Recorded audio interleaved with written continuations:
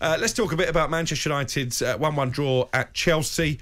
Both goals scored in the second half. A penalty from Jorginho after a brainless challenge from Scott McTominay put Chelsea in front. Looked like that would probably be enough to win the game. Casemiro with a fantastic header in stoppage time earned a point for United. I posted a picture, actually, guys, on Twitter of Casemiro and his celebrations, and my caption was mentality monster. Now, I know that's a Jurgen Klopp phrase to describe his Liverpool team, but do you understand where I'm coming from, Bale, when it comes to Casemiro bringing that winning mentality to Old Trafford? Yeah, 100%. I thought the goal was wicked. I thought the header was how he got that and the power to bring it back. I know they want to talk about the goal he could have done better. I just thought the header was real good. But you can see his energy, his aura on the pitch. He has got that, and when he scored the goal, I keep saying about connections, and you felt the connections when he celebrated, and that's what Man United are. They are. Even Martinez, I see one caption where he's grabbing a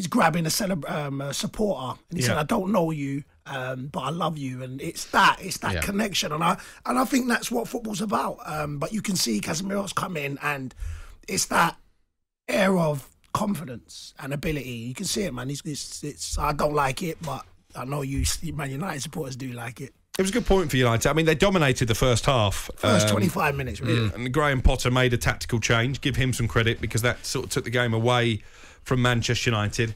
I think if there was one criticism, and look, I'm quite happy with the way things are progressing at the minute. I think they've got a proper manager at last in Erik ten Hag. You can see the team are being properly coached. Obviously, there's a massive gap still when it comes to Manchester City, maybe even to the likes of Liverpool, although at the moment, obviously, United above them in the table.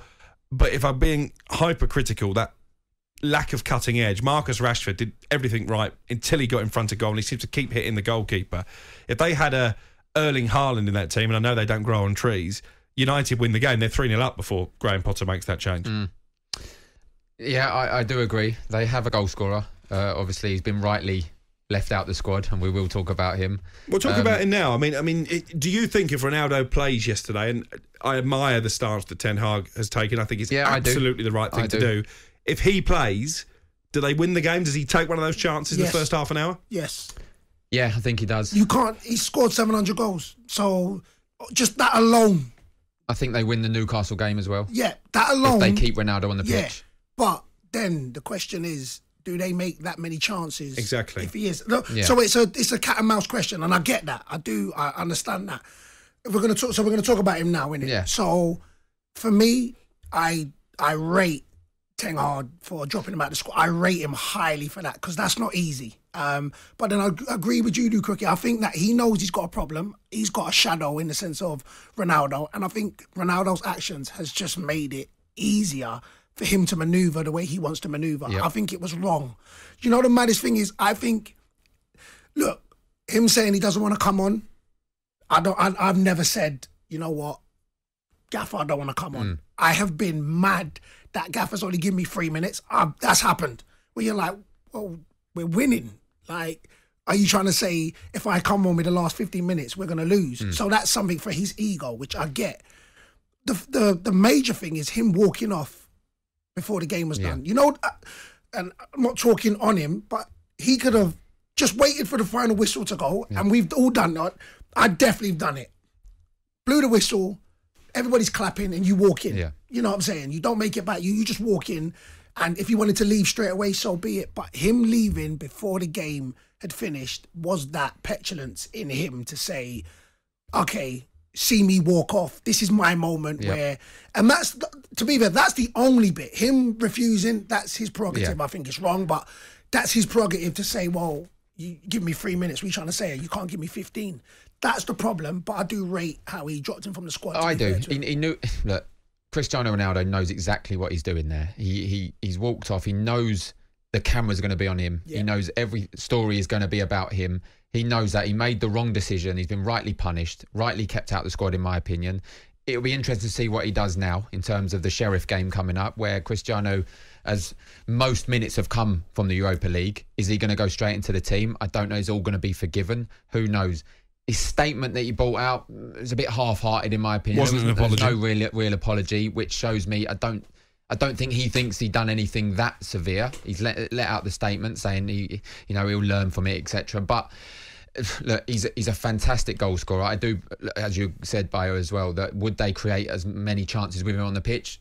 You don't know. You know, he scored a lot of goals last season. I think the way Ten Hag sets up and plays now doesn't suit Cristiano Ronaldo. I do think they should have allowed him to leave.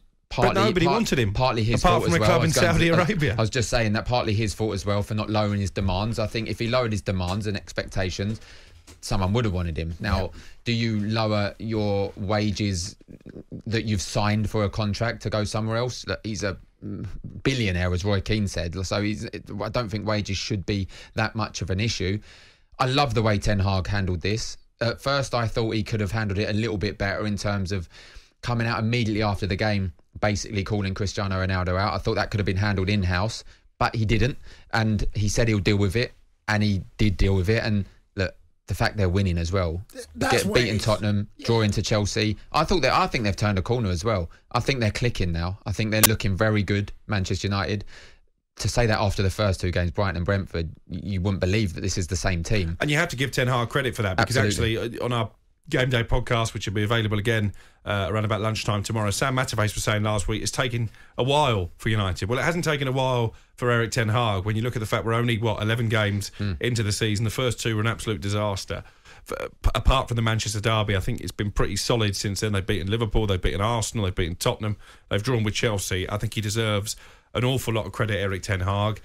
And just on the Ronaldo situation, a couple of quick points. One, I think Ronaldo, as you hinted at, Bayo, has done Erik Ten Hag a favour because he's allowed him to assert his authority, easy for me to say, authority, in that dressing room. Because if you can drop Cristiano Ronaldo and make him train with the kids, you can drop anybody. So I think that's only strengthened his position.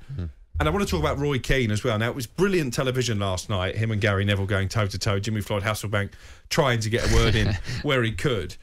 But I think he was talking absolute nonsense, Roy Keane. And I can only think that he was doing it for a bit of pantomime, because knowing what Roy Keane was like as a player and as a manager, and how much he ruled with an iron fist, and how much he ruled that Manchester United training ground, even as a player, he can't seriously come out and back Cristiano Ronaldo. Back a player storming off because he's been asked to come on with a couple of minutes to go and he thinks it's disrespectful. I don't think he was backing his actions. What I do think he was backing, and I think I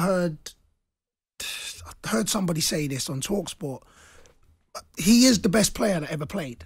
And but he was the best player that ever played. He isn't anymore. And that's fair enough. But see, Brian Robson was a great player for Manchester United. He used to sit on the bench at the end. And that's fine for that, right? And I get what you're saying. But even you who keep going about Manchester United's history, so there is validation in history. So because Ronaldo knows what he's done for the game, knows what he's asserted, he feels like there should be a certain level of respect.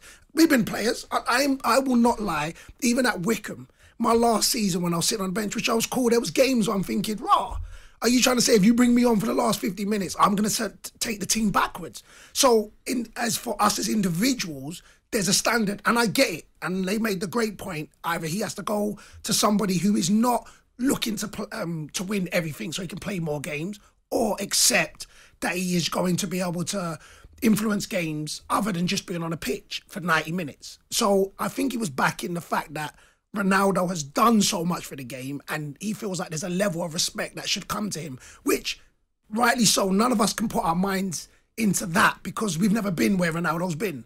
That's what I think he was backing, not the actual incident he did, because you can't.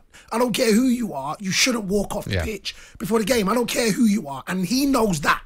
But maybe just because he's in his feelings, he kind of give that, listen, I understand that, but they're not giving me the act right that I respect. And I think that's where it is, because you can't defend that. You can't walk off the pitch. I think as well, Crookie, and I'll ask you, because you are a Manchester United supporter, and I think this is another thing that he was Roy Keane's always confused by this, is a lot of people, almost everyone we speak to, say Man United are a better side without Cristiano Ronaldo. They are. And I struggle to see that. I struggle to see how you got the best goal scorer, still the best goal scorer in the world, not the best player at the moment, but the best goal scorer. How can you not fit that into a team? Let's look at Harry Kane in the last couple of seasons, okay? The way that he's adapted his game, because he is an old school number 9, really. All he really wants to do is score goals. Yeah. But he's he's sensible enough, he's an intelligent enough footballer to realise the game has changed, so he needs to spend a bit of time dropping into midfield, become that playmaker, open gaps for his teammates.